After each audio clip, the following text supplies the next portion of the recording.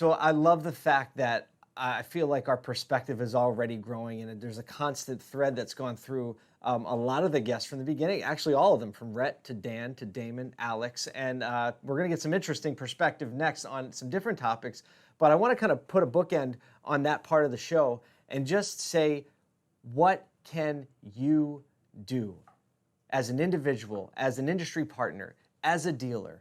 What is it that you can do to grow your perspective and to serve one another in this industry? There's a lot of undiscovered talent. There's a lot of uncovered opportunity that I think lies out there for all of us. And this isn't about trying to do any sort of virtue signaling or any of the stuff that gets so politicized. This is about coming together as an industry and coming together as people and building something that is productive, building something where we all benefit. So I hope you've learned some stuff from there. Please tag the people you think the conversation would be relevant to. And that's really the goal of this, all of this, the whole State of the Union, everything that we do is that we can grow and move forward and get some more clarity and perspective together. Now, speaking of clarity and perspective, there's going to be no shortage of that in this next session. There's been I've gotten a lot of emails and DMs of people dying to know what we were going to talk about today. I didn't tell anybody what we were going to talk about. Just because I want to let the experts let you know what it is that is on their mind. So I'd love to welcome to the program, actually two-time returns of the program, Mr. Brian Benstock from Paragon Honda is joining us. David Spisak is joining us, who is the CEO of Disruptive Growth Solutions, and Andrew Diffenderfer, otherwise known as Diff, the co-founder of Foundation Direct. Gentlemen, I have no idea what we're in store for, but it's a pleasure to have you back on the show. Great to be here, Paul. Really appreciate everything you do for the industry. And, you know, when people ask what they can do, when you ask them what they can do, they can get one of these fancy hats. Let's go. and they can make sure that they show up with the hat here from Paul Daly. Let's go. I'm waiting for a hat from Foundation. And so is David Spisak. We've not received one yet. Uh-oh. In fairness, it's only been 17 months, Brian. Yeah, well, you know, I gotta build some demand in the market. Startup. You know how that goes.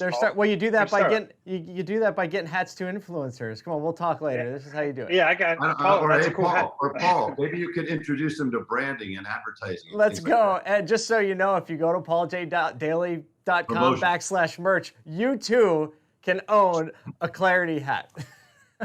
Plot twist. This is all about marketing merch. That's the whole session. All right. That's actually the point. It was a guerrilla marketing tactic. Session's over. Everybody have a great day. Just kidding. Okay. So all right, let's get down to some serious stuff. So, Brian, I texted you and I said, hey, what do you want to talk about on the next show? And instead of just texting me back a topic, my phone rang and it was you. I was like, oh, he's calling. And I picked it up and you went on for 20 minutes because you were fired up. So I'm going to let you set the stage for this session. And I know we have some slides, and we'll just take it from there. Well, you know, we take a look at the major aggregators that are involved in our space now online, and we look at the Carvanas and the Car Gurus and Auto Trader and some of the other big players that are, well, not Car Gurus. I mean, not Carvana, but Car Gurus and Auto Trader are there to help dealers and to serve dealers. And when we started taking a look at how they were doing that, they are serving us, but potentially they're serving us for dinner instead of serving us. And you know, we're keenly aware that inventory dictates search. And we start looking at these major aggregators who are taking inventory and using that to control search. And then we looked a little further and we said, whose inventory are they taking? Well, they're taking our inventory to control search, to control our customers. And that started to become a very interesting conversation between Andrew, myself, and David Spisak on the implications of this. And I believe in fair trade. I believe in free trade.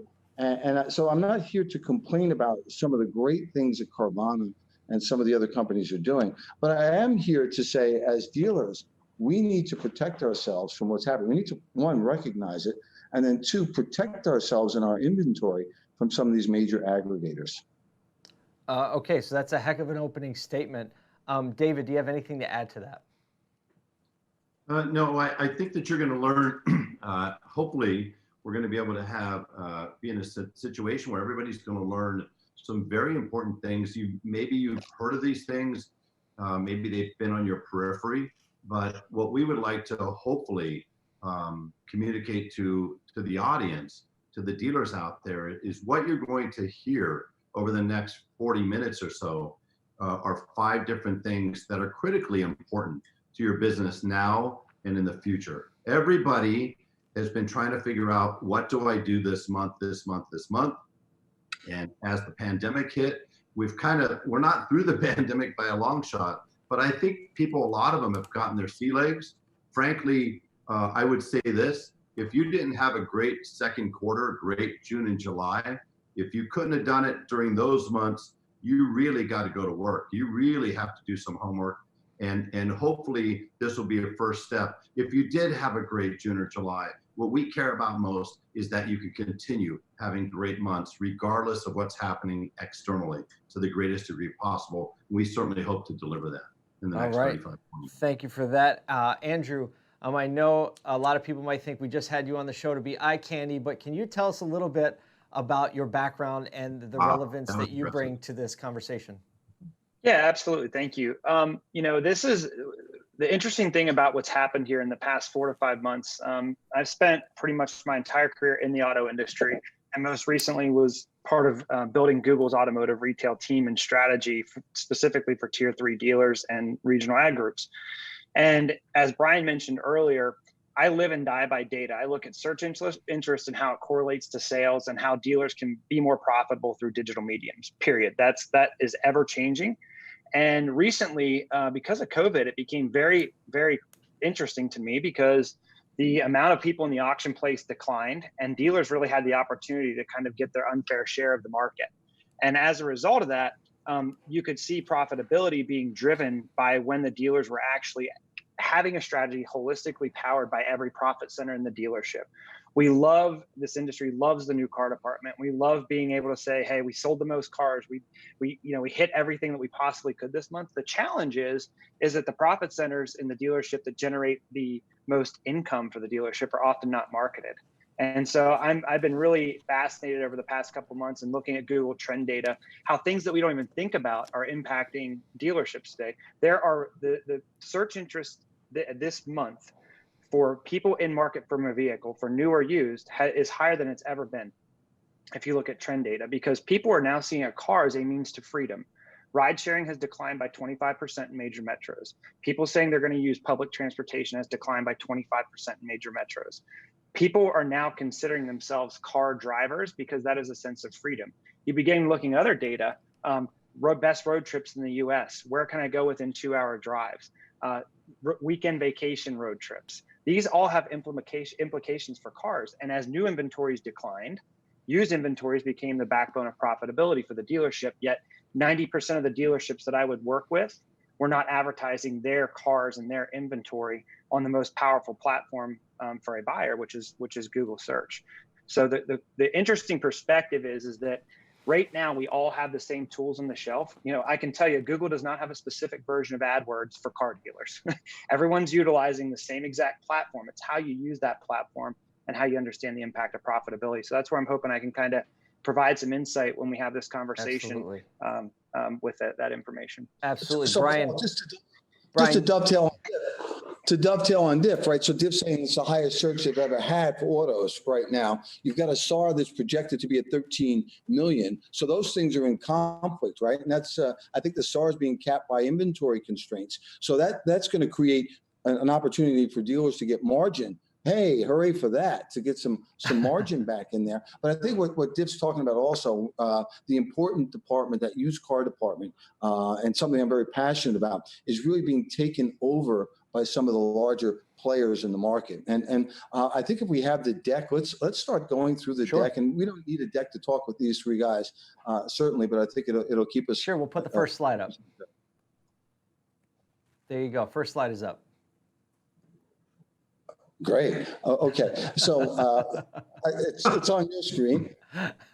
Well, it's actually on the live screen. Hold on. Yeah, it's the way we have it set up. I actually can't even see it. Hold on. We're gonna have him turn his screen so I can. Okay. Share it So, with you. so It's the title slide. It's the 5 things you need to know right now. Oh, we need to progress one more slide. Okay, Paul. so the next one number says, one- "Don't vilify, learn from them." Right. So, I am a huge fan of Mr. Garcia, junior and senior. I love what Carvana's done, and I love what they're doing. And, the great thing, they're doing it where? Where are they doing it? They're doing it online. So they can't hide what they're doing. So we can learn from these guys. And I think we need to learn from these guys, right? They aggregate all the inventory that they have around the nation so that when someone's searching for a car, they have the benefit of that. And I think Diff can explain it better than anybody else, but inventory dictates or drives search. The more cars you have, the more search you get. So they're sucking the oxygen out of the air, right? And so how do we as dealers get together to do the same thing? Now, I've approached American Honda with an idea, the tier 2 side, that we actually do something to unify us, to make us, to learn from what Carvana is doing. And let's say you've got all the dealers in a given district or a zone. What if we aggregated our inventory on a tier 2 site? So when someone's searching for a Honda or an Acura, we've got the best supply on the planet. And then we control the search for our product. It's more and more, you've got all these leeches getting into our business, taking a piece of the business, and we sit there sometimes helpless. Well, we can actually control all the Honda inventory that's in dealers' hands to provide a better service, a consistent service to the end user. And the most important thing is to focus on the customer, right? We want to give the customer the best experience so that if they're looking for our product, they can buy it in one spot. And I think American Honda was taking a good look at it, and I hope they'll continue to enable us to suck the oxygen out of the market. Carvana, delivering cars to customers' houses. Well, we can do that, right? And in fact we do, but as a dealer body, we don't. So somebody may say, hey, Benstock, I want them coming to my store. I've been around for a long time. And if they want to buy a car from Big Bob's Honda dealership, they've got to go to Big Bob. Well, Big Bob, we're losing business to these other people that are focusing on the end user, whether it be Tesla, whether it be Amazon, whether it be Apple. And we can do the same thing. So don't vilify these guys. Learn from them. By the way, I've got plenty of things to be critical about these guys, but I'm not going to vilify them. Let's learn from them. Yep. If you want to, go ahead. Brian, I just going to dovetail. That's true. It's so important. This is the most important point to kick off this show. Is we oftentimes, when these folks come to town, I remember when AutoNation came to town over 2 decades ago. That was the beginning of the end. Is what all you heard people talking about. The 800-pound gorilla was going to ruin everything. That didn't happen. CarMax, it didn't happen, right? Tesla, people tried to keep them out of the States. It's going to ruin things. Now, they happen to be number 1 in car sales, in especially large luxury, and that's great, but that's a small piece there. But they didn't take over the business. They actually made the business better. They helped to accelerate thinking and adoption, right? And they got people to exercise creativity to say, well, how can I make my client experience better? Brian has said in other shows, hey, let's stop comparing our CSI to other Honda stores or other Chevy stores. Let's start comparing ourselves to the Apples and the Amazons and so forth and Tesla, because that's when we will know we've met the bar. So think about it with Carvana. Carvana doesn't even have half of 1% of the used cars sold, the 39 million used cars. Number 2, right? New cars may drop to 13.5 million. Where's used cars going to be, guys? Every year for the last 2 decades, it's between 39 and 41 million. It hasn't changed. And frankly, it's likely to go up for the reasons that Diff called out. So here's an opportunity to learn, once again, to learn from somebody who's come into the market and disrupted. And I've said before, disruption only happens if we ourselves don't answer the call of our customers. That's what causes disruption. So now that it's happened and it's disrupted our thought, maybe it's disrupted our comfort zone, great. Let's pull ourselves out of the comfort zone, learn from these guys, and figure out what we can do. And last but not least, they only have used cars. They can't nurture a relationship. They don't have service. They don't have parts. They don't have new cars. They don't have leasing. David, Yeah, one section of your business. they have to pay more for those used cars, in fact. And so when we take And a their look at customers have to pay more. that fact, it's our game to win or to lose. Our game to lose. I love what the publics have done to organize our business, to really streamline the business, to commoditize the business and make it a better business. And I want to go to slide 2 and turn it over to Diff. And the question is, where's the best place to hide a dead body? Yep. Andrew, where is the best place to hide a dead body? Page 2 of Google. Page 2 of a Google search, because if you're on page 2 of a Google search, nobody's going to find you. Diff, let's take a look at this example here and what's going on this slide. Yeah, so it's very interesting, Paul. I think you and I talked about a week or so ago. You had a dealership who you said, hey, now's the time to buy cars in the marketplace. And I love that it's a very simple strategy that all you have to do is actually listen to what the user wants. At Google always said, focus on the user, all else will come. Make transactions simple for the customer, they will come. What you see on the screen now is an example of a user looking for a used Audi A4, right? So that vehicle is something that would be very commonly placed. And what I found very interesting, and I do audits on a weekly basis in various markets and major metros across the country to see how dealers can be more proficient digitally. And I found no dealers on this page. Now, there were dealers on the page if you consider Carvana a dealer, and if you consider Auto Trader listing dealers. And I'm not here to say that these things are bad things. I'm just saying, what's the expectation to move and get in front of customers if when you're looking for a used vehicle, you don't even appear? They can't find you if you're not there. And what happens is that we as the industry, it's very challenging, get upset when things get disrupted because it potentially could impact the way we've done business. We saw this happen at COVID where people said, oh yeah, we have pickup and delivery. You call the dealership, ask for pickup and delivery, and they'd say, oh yeah, that's something we're just advertising. We don't actually do that because we can't handle the capacity. And I'm here to tell you that if you don't do what you say you're doing in advertising, you will not exist. You will simply not exist. And this platform is very powerful. I had an aggregate of about 53 accounts I looked at this morning. The average cost per click on used car accounts that I looked at was 93 cents. And the reason that number is important is that Google rewards quality. If your query as a dealer matches closely to what a user is looking for, you can deliver a really good experience that's one click away for the customer, which is what we expect in any other industry. We sometimes think that we as tier 3 dealerships are different and we can do things differently. Diff, I want to jump in here. We'll get right back to you. Hey, so where are 70% of the people searching from? What platform? Well, a mobile device. Mobile device, absolutely. A mobile device. How many searches come up on a mobile device search? Generally speaking, 3.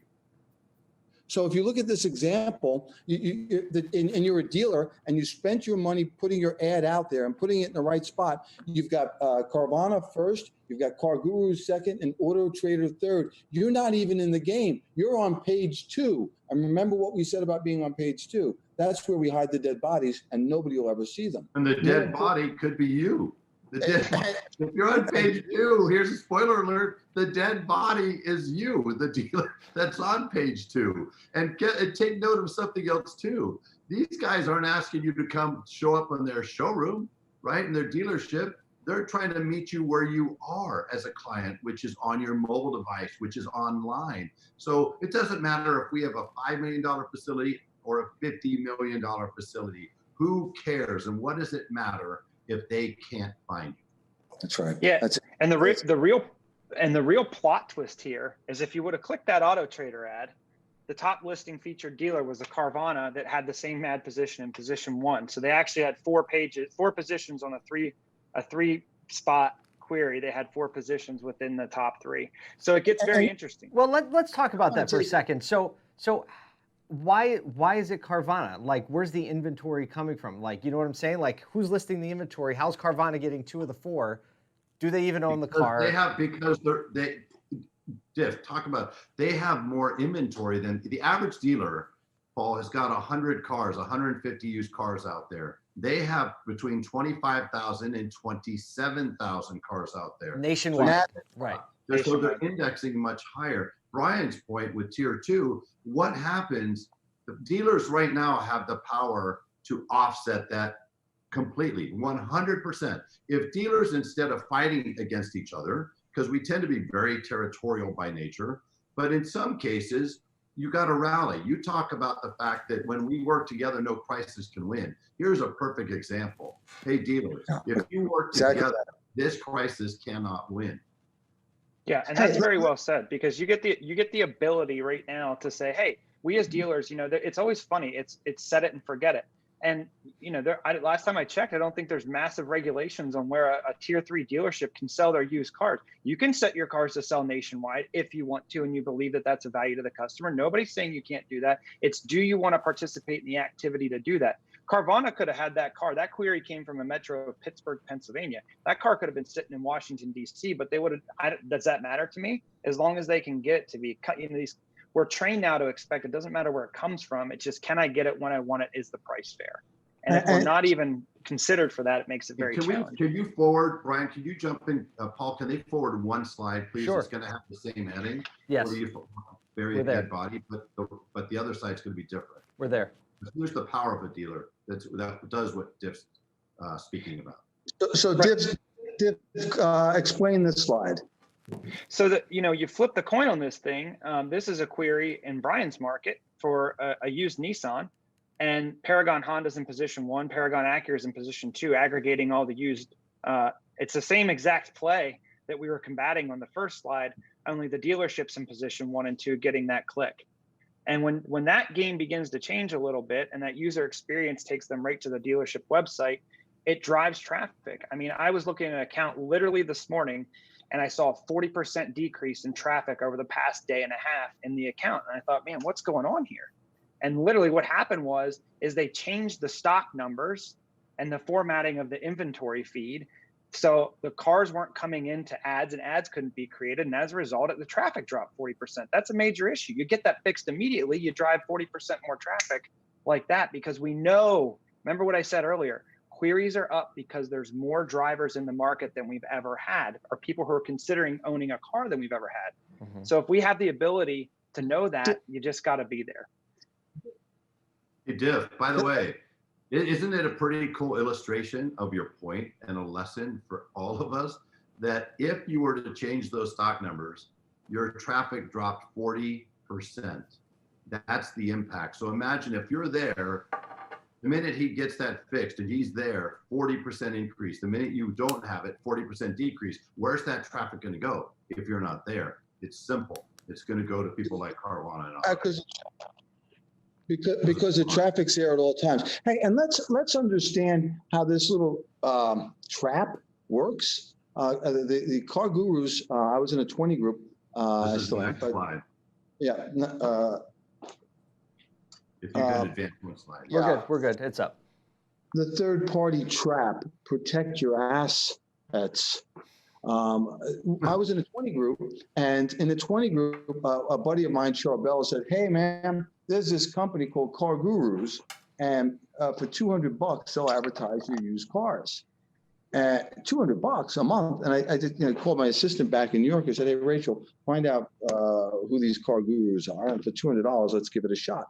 And we listed our inventory with them, and sure enough, man, they're selling cars for us. It's left and right, and this is great.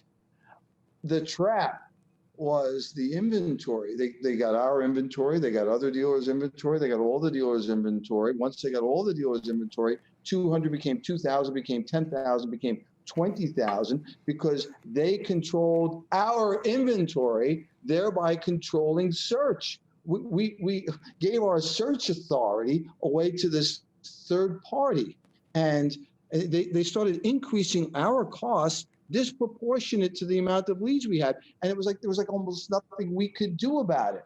But what we did is we dropped them. And you know what happened to used car sales? They went up. So for us, the lesson was, you've got to be protective of that inventory. And I understand now that some other major aggregators are looking to do the same thing. They're looking to take our inventory, and they're going to quote unquote sell our inventory for us. And you got to be real careful of that. And Brian, something else too. We've seen this recently, and there's been a lot of backlash already. So Cox, Carvana, Car Gurus, Manheim, right? All kind of working together. And there are situations where dealers are paying these companies to exist. They're giving them their inventory. They're actually not only giving them their inventory, but they're paying them to give them their inventory. Not a bad way to be in business.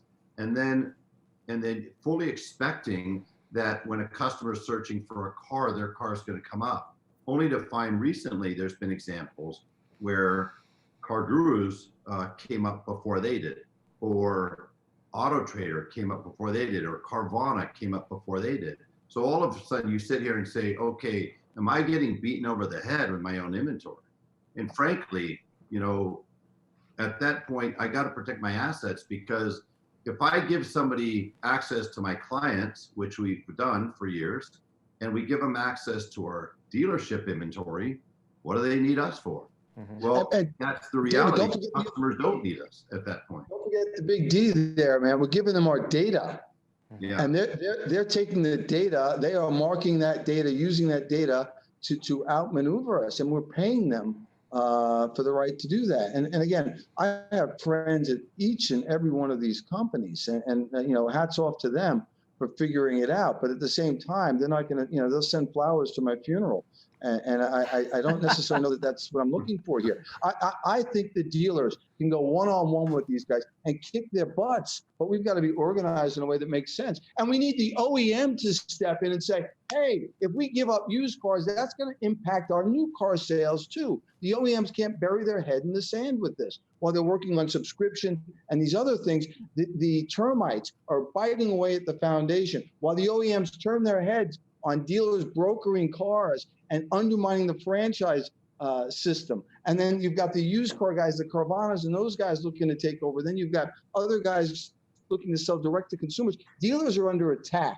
And some of the problem is the dealers themselves, but many parts of the problem is the OEM not understanding this level of the game and how losing that used car customer, of which there's 3 times as many, will impact new car sales down the road. Well, I Hey, think, Brian, Brian, you have a. so Brian, go ahead, David. Well, just one last thing. I'd like Diff to chime in, because the reality is what was important about that last slide, where it was Paragon Honda, Paragon Acura, and Honda certified. Mind you, it was a search for a Nissan. Start there, okay? But what I'd love Diff to just, if he can, just dovetail on and wrap up on this particular slide, is the fact that because Paragon is doing what they're doing, they don't have to pay for somebody or rely on somebody else to do it for them. When you're paying somebody else, you're asking them to do really what we should be doing ourselves. Diff, would you mind just touching on that? Yeah, I mean, this whole thing really became alive and well when the shortage of new cars started, and the question was from many clients and in the industry, how are we going to survive? I mean, literally, Brian and I had a conversation about what's going to happen if the auctions aren't open for the next 2 or 3 weeks to my used car values? And I said, well, you got to sell them now. You've got to get as many eyes on them. I mean, let's go back to 2010, where we looked at VDP to SRP ratios and how much that meant from an Auto Trader website or whatever it was. And again, I'm not saying this is a bad strategy. We have to evolve. When used cars becomes the higher profit center and where the sales and where the shoppers are, you've got to market that profit center. And so, you know, where the challenge is that we're kind of a one-legged stool in the dealership. We don't really think about all the other profit centers normally. And for Brian, what this does is it gives the opportunity to actually really focus. Because Brian, I'm sure that when you were trying to get certified pre-owned Hondas, when people weren't servicing their cars, which fuels a lot of your inventory, you turned the lever a little bit to off-brand. And my guess is probably in New York, Toyotas and Jeep Wranglers were probably super hot for you. And the minute you got those, you turned them, you made good money as long as they were marketed. But if you don't have that lever, what's the expectation for turn and profitability if we can't even meet the customer in the middle there? My other concern with this is that once a user has an experience with something better than they previously had, if they buy a car from Carvana, they're probably not going to buy from a dealership again, right? Well, right. And So we're giving away the brand experience. Carvana trades on brand. Carvana trades on, the door in is convenience. People are willing to try it because Carvana's done the work to build a brand. And what you're saying, Diff, is like, hey, if people have a good experience, and they don't have to have a life-changing experience, they just have to have a good experience. And Better, if yeah. they have a good experience, they're going to tell their friends that they had a good experience. And when it comes time, they might just bypass the search altogether and they just land in Carvana's search. They don't go to Google. They just go to Carvana. And that's kind of the point about building a brand and a reputation is like, hey, you just took the shopper out of the funnel. You just took them out of all your competitors' funnel. Like they just come right to you. I want to talk about a comment that was made here in the feed. It's directed to Brian, and this is probably from about a minute or two ago. And the question is, Brian, where do you find the best flight to Phoenix, Arizona? You find it on Kayak. Marketplaces use the retailer's inventory to speed consumption. And then they commented Amazon too. I find the best flight to Phoenix by saying, Google, where is the best flight to Phoenix? And that's where I find it. I may use Kayak, but I may not, right? Where do I get an oil change? I Google oil change near me. And if I want to know how to, I go how to on YouTube. You know, so we can leverage the major places like YouTube or Google or Facebook. And that's the same platform that Mr. Bezos uses. Mm-hmm. So we don't have to play in all the little spots, right? I know sometimes we're doing digital advertising, and some of the board members, we have the agencies recommend, well, if you want CBS, we'll get you the CBS digital, and that's really good. Hey, if you want digital and you want video, it's YouTube, and whatever CBS has is going to be on YouTube, and more people are going to find it there. It's one of these. It's like when we transitioned as dealers from newspapers to internet ads, right? Many of the dealers, and myself included initially, took our newspaper ad and we put it on the internet. We thought that was a digital ad. No, that's a newspaper ad. And it's the same thing with all of these guys who are, broadcast advertisers trying to get into the digital game. They're trying and they're making good efforts. Hey, Google's already there. Facebook is already there. And if I was to be on 2 digital platforms only, it's going to be Google and their platform and their products, which would include YouTube. It's going to be Facebook and Instagram and their ancillary products. These are the products that will get you the billions of eyeballs a day, the billions of users searching for products that we sell. And I think we can kick into slide number 4. All right. Yep. I think this is really the rule of the river. It's up. And this is from an experience I had when I was a young kid, and I'm not a young kid anymore. I went whitewater rafting in Colorado, and the instructor told us of the rule of the river. And the rule of the river was, if you fly out of the boat, you have to be an active participant in your own rescue. You can't just sit there and say, hey, I'm drowning. You've got to swim towards us. You've got to move towards us, and we're going to move towards you. And I think that's the same situation here. We can't complain about the OEM. We can't complain about Carvana, CarMax, or Car Anybody, Car Guru. We've got to be an active participant in our rescue. At the tier 1 level, the OEM's got to participate. At the tier 2 level, we've got to participate as dealers to say, hey, what's our strategy for each of our profit centers against these people that are looking to encroach and steal our business? And at the tier 3 level, what are we doing about these brokers? Or what are we doing about these dealers that are selling our cars to brokers? You want to sell your cars, and that's fine. We're just going to close your franchise down, buddy. Let me try selling an Apple iPhone on my showroom floor. The Apple police are going to be here and say, hey, Benstock, you can't do that. Where are the Honda police? Where are the Nissan police? Come on, man. You got to be an active participant in your own rescue. What do you think the Apple police look like? I think they're dressed all in white. They're big, bad, and mean, and they've got big lawyers behind them, I would imagine. There you go. They probably look really friendly, but they'll ruin your life. Yeah, that's exactly for a long time. And they'll somehow get you to thank them for it. Well, I think the comment about Kayak is actually very interesting, because isn't the travel industry an interesting comparison to our industry? Mm-hmm. In 1982, before I was born, Brian will punch me for that one later. Yeah. But literally, you'd go to a travel agent, you give him $5,000 or whatever, say, hey, I'm going to Florida with my kids for the week. I want my flight, my rental car, and and you'd give the travel agency that money. Come into the early 2000s, it was online travel agencies, OTAs, and I can tell you, OTAs are having a tough gig because what happens is Brian, I know Brian flies Delta. I know David flies Alaska. You know how I know that? Because I know where they live and I know who has the hub, and I know they tell me about it all the time because they book directly now. And the reality is the experience, and I would argue that time is a user's currency, not the actual money that they pay for a product. The time is the currency that they evaluate is what the value proposition is in any transaction today. And I can tell you that Kayak probably doesn't have the mobile app that I Fly United that tells me I can move around my seats and check in at the airport efficiently, because that consumer now is used to having a direct relationship with the product that they now buy. Things have come very full circle. Yep. Technology platforms have allowed users to directly connect with brands and or entities and expect timely responses. And we want to continue. I think another point too is if you consider Amazon to be a marketplace, how did that work out for the retail business?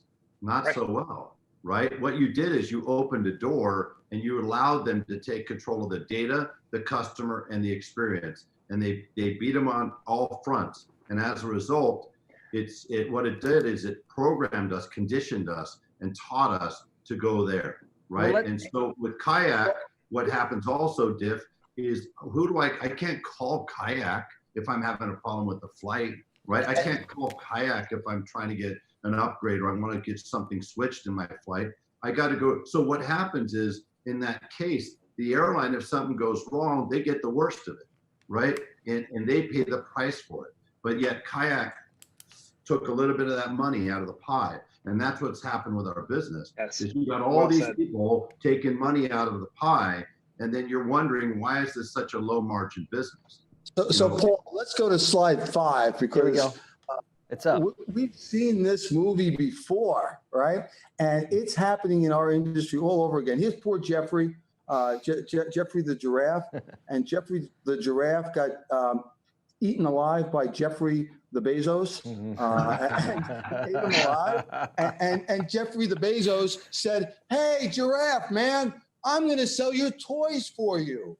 List your toys with me and I'll sell your toys for you." And Jeffrey the giraffe said, "Cool, let's do that." Well, that didn't work out too well for the giraffe. Mr. Bezos still continues to sell toys, but not from Toys R Us because they're history. And recently I heard that our friends at Carvana have a great idea. It's pretty much like the idea that car gurus have. We want to list your cars for you, Mr. Dealer. We're going to list your cars. And when a customer buys the car from us, it's your car, we're going to send you a check and you've sold the car. And dealers, wait, and you get to keep the reconditioning. Yeah, it's great. But we'll take the customer, the data, and the F&I, which is the most profitable part of your dealership, right? And lets you hold the floor plan.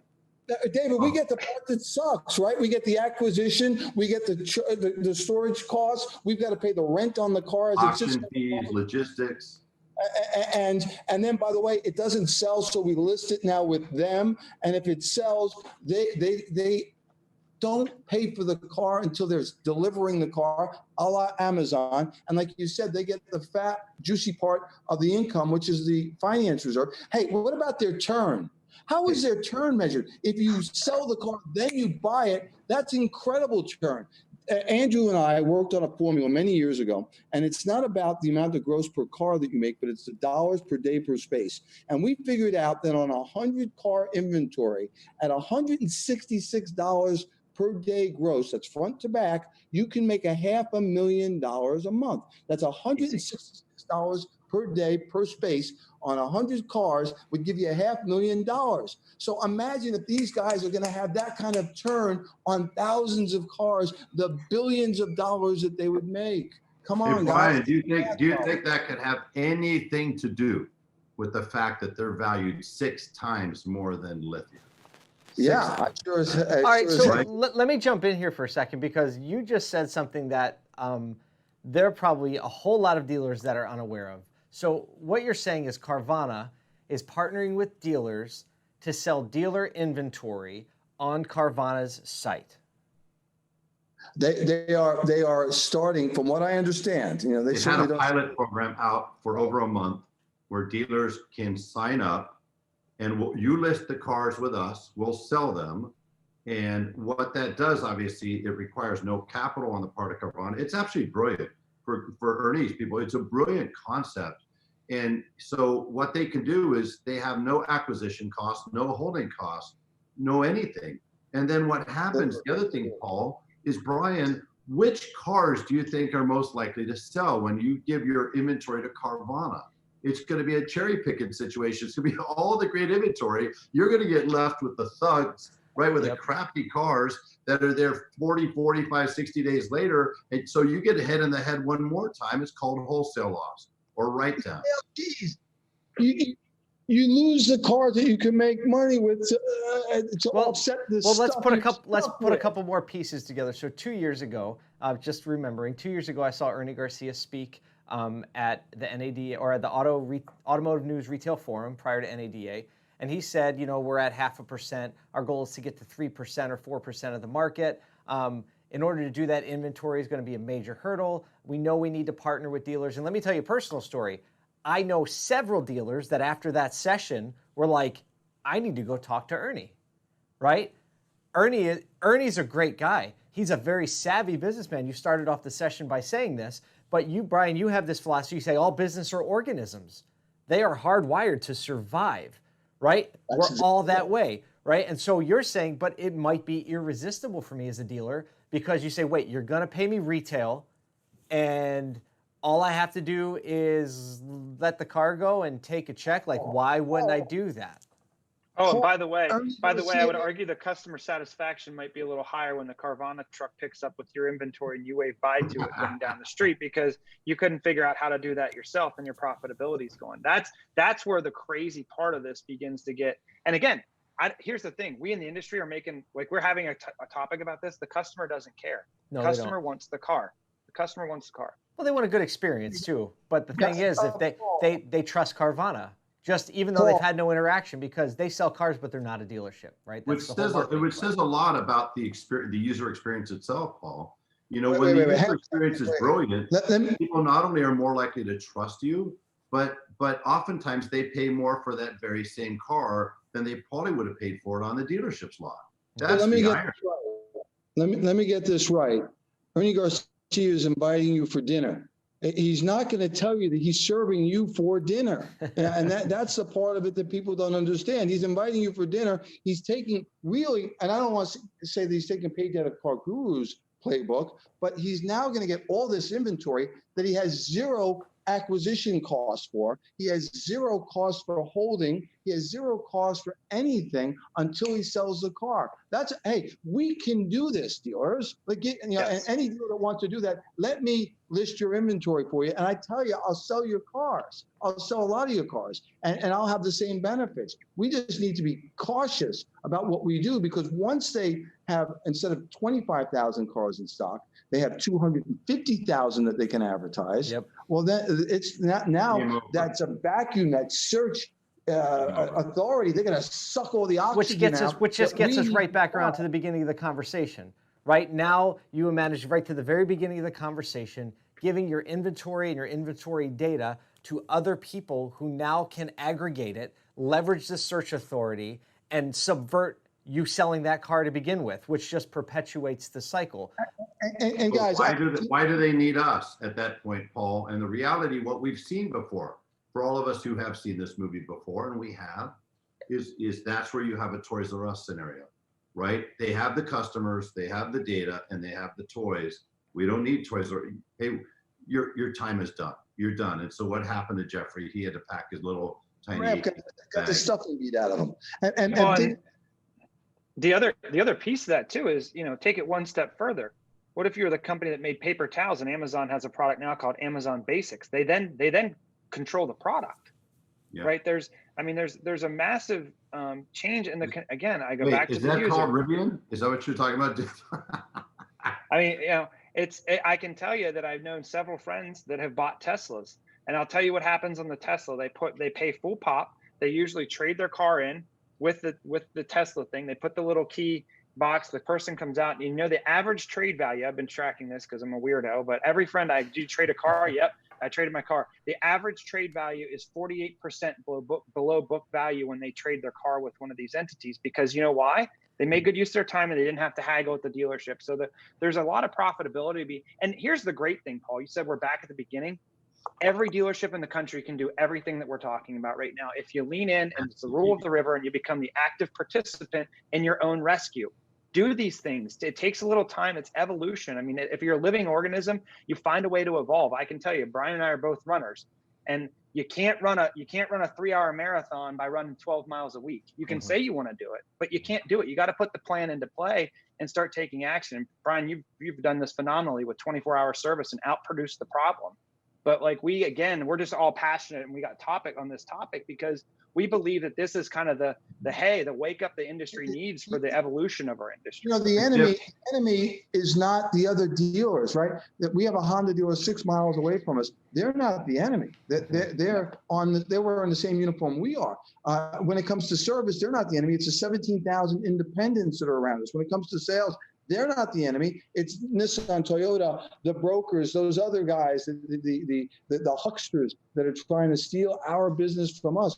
But frankly, if we're not an active participant in our rescue, if we're not doing the things that our customers want and need, well, then that should be our fate. But I think, my call to action here would be for the dealers and the OEMs to get on the same damn page and start really taking care of the customers instead of pretending to take care of the customers. I had an OEM recently say, well, how can we tell if the deal's a broker deal? My God, if I'm 10 cents over standard on warranty, I can have a warranty audit. They can tell everything, right, when they want to. So it's time that the OEMs get together with the dealers and start to make and enforce existing policies, and the dealers start to recognize, do everything from the customer's perspective, right? Focus on Brian, great parting word. David, what is your parting word? So a couple things. What should dealers do? Number one, I don't know how, right? Or it's hard is not a good answer. It's not, you can't accept that as an answer anymore. If you or your people don't know how, then find somebody who does know how. There are examples everywhere. The original title of this thing was Success Leaves Clues.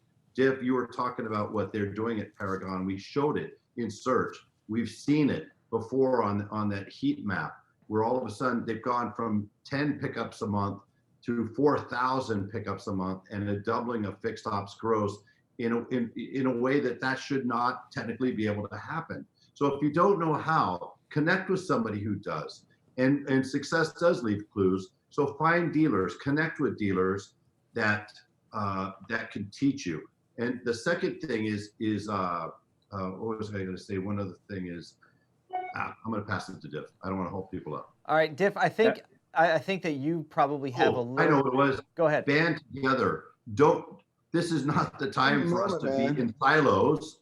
Start figuring out ways that it makes sense for us as dealers to band together, where it makes sense, like in tier 2, because it could change everything. And one last thing, the day that we can get tier 1, tier 2, and tier 3 synced up on the digital side, the digital retailing side, Paul, so that if I'm a Honda client, I don't go to Honda and get one digital experience. I go to tier 2, I get a different digital experience. I go to tier 3, I get a different digital. It's very confusing. Yep. And when I compare that with the other experiences that are out there, like a Tesla or Carvana, it doesn't meet the bar. We need to sync up.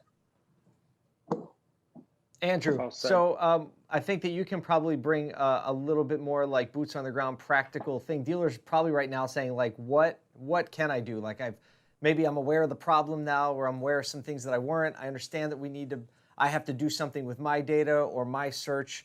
Can you give us a little insight on what's a step dealers can take? Yeah, I think that's a great thing. And I think step one is actively marketing every profit center in your dealership. When I started at Google almost 5 years ago, they asked me to go out and help dealers with service marketing. And I'd say, hey, if you leave this room today, the one thing you can do is start a brand specific search campaigns around oil changes, tire rotations, and brakes. In my time doing almost 120 presentations a year for Google and automotive, I had 5 dealers activate that strategy. So get involved, get involved in every profit center at the dealership. That's really, really important. Secondarily is, as Brian says, this is a living and breathing thing. Digital is living and breathing. If it's not working today, change it in an hour and make it work for you. Again, be that active participant in your living organism as a business. And finally, the first and foremost thing is, as Brian says, be frictionless and think about that whole point as time is currency. Digital allows you to have a user interact with you and make good use of their time, which good use of a user's time in our industry equates to great profitability. And less friction equates to great profitability. So really digitally, it's just organizing your business by every profit center. Lean on any provider that you work with to figure out how you can understand what money you're giving them and what the cost per sale is of that activity. I can't speak for everybody in the space, but we sit down every month with our clients who work with us and say, okay, what was your cost per sale in your used car department? Here's what you allocated to media. What was your cost per sale in new car? Here's what you allocated to media. What was your cost per RO? And guess what my goal is? If I ask for 1 cent from that dealership, my goal is to lower their cost per acquisition by profit center by increasing that ad spend. That's it. And if that doesn't pencil, we don't do it. We make better use of the dollar. So, and you got to lean on technology. I put my Google hat on, is that we believe in big tech, and we believe in big data to drive really big solutions for users.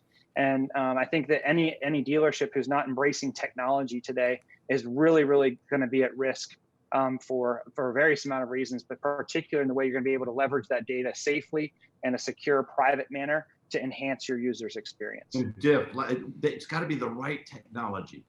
You've got to question, as a dealer, question every piece of technology in your dealership. What was it supposed to solve for, and is it solving for that? That's a great point. Least, when you hear, because half of them are not, they're not getting the ROI they expected to when they signed up, when they're all excited. And the second thing is just on the advertising, don't be fooled. We keep hearing that it costs $610, $615, $630 per car. That's actually not true. That's true when you take the total ad spend for a dealership and divide it only by new cars. If you divide it by new and used, it's under $300 a car. And make sure you know that, so that when you're looking at some of these third parties, they may not be the deal you thought they were. That's a great point. There are a couple metrics that never lie to you, and with my agency, whenever we walk in and try to help get things under wraps, there's a lot of tactics, there's a lot of technology, but there's a lot of human element in what I would call brand. And there's a lot of question, like, how do I quantify brand, right? Why do people go to Carvana? Why do they trust them? Why do people go to Car Gurus? Why do they trust them? Well, they've built this element of trust. It's not just because they're the first search results. That carries weight when all I care about is a piece of inventory. However, numbers that will never lie is cost per car sold, like marketing cost per car sold. Not just, like you said, not just new, not used. You have to be specific. You have to include your staff in that. Because if you have 5 people doing something, right, their cost should go toward your cost per car, not just your ad spend. So this is a part of a holistic conversation. Dealers being an active part, Brian, to take your words, being an active participant in their own rescue. Dealers have the technology available. Diff helps us with that. Dealers have the inventory available if they band together. Dealers have the same platforms available, Google and Facebook and OTT and YouTube, and it's the playing field is completely level. Dealers have the ability to build their own brand. Paragon Honda is not just an expert SEO advertiser. Paragon Honda has built a reputation. They've built a look and feel. I've watched small dealers build an amazing brand and out-execute Publix, out-execute Carvana, out-execute bigger groups. 100%. So to wrap this conversation up in a little bit of a bow, the point is, be a part of your own rescue. Now that you have this understanding, this knowledge, please, everyone on the screen, I'm sure doesn't want you to go forget that you just heard what you heard because it's the easy thing to do, or because it doesn't affect you yet, or you don't think it affects you yet. It's affecting you now, and that is only going to increase unless we as a group come together and, like an organism, push back to preserve our businesses. Gentlemen, thank you so much for joining us today. I know we went over, but it was worth it. We will continue this conversation. I have some more questions that popped up. I'm going to distribute those out so that we can continue this conversation. I can't thank you enough. I know you're running all over the place trying to, work the auto industry in the middle of a pandemic, in the middle of social unrest, in an election year, in the middle of the summer. So all these things are happening. I can't thank you enough, and I think we need to continue this conversation. Agreed. Perfect Thanks. for season 2, Paul. Thank you, Paul. Thanks for having us. Thank you so much. Take care, buddy. It's always my pleasure. care. Well, thank you everyone for hanging in here.